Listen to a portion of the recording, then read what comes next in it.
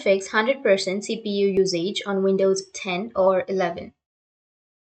So if you want to fix 100% CPU usage on Windows 10 or 11, then what you need to do is you just need simply go with your task manager.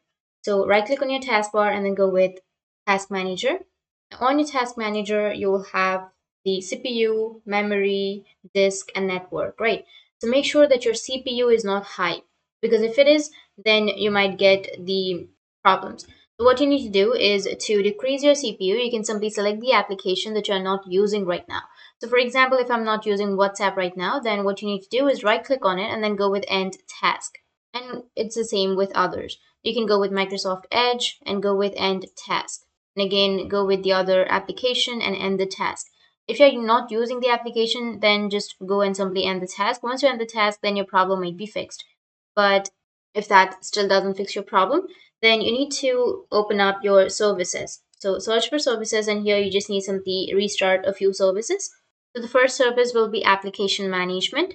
So you just need simply right click on it or double click on it and just go with properties and make sure that the startup type is automatic, and then start the service, and after that apply and OK. Now once done, you need to go with the next service, which is just scroll down and then go with S kind of interface, and then here you will have sysmain service. Do the same with sysmain service as well.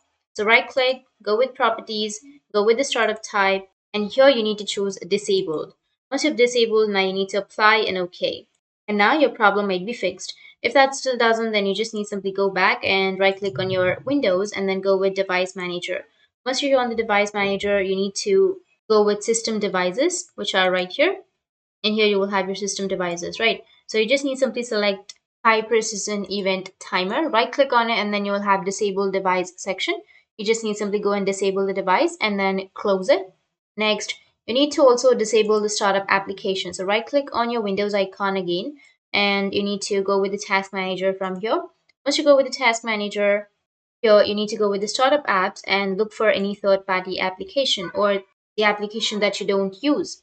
For example, if I have WhatsApp right here, you can right click on it and then you can disable the application. In my case, I've already disabled. As you can see that my status has disabled in each and every one of these. So you just need to simply go and disable. Once you disable, then your problem may be fixed.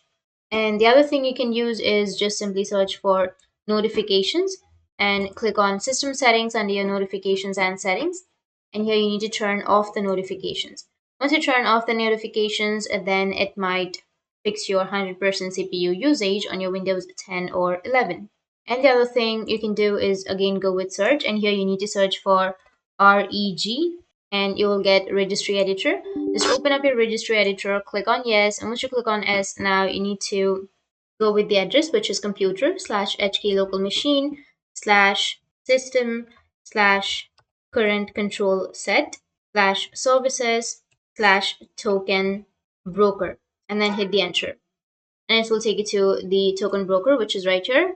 Now here you will have the start option, right? So you just need to simply find the start section, and under start you need to double click on it, and here you will have the value data. So make sure the value data is 4, so change the value data and make it 4, and after that go with OK. And the other thing you can do is just simply go with the browser that you're using and go with the top right, which has that 3 dots, and go with settings, and under settings you need to go with extension section, which is right here on the bottom left.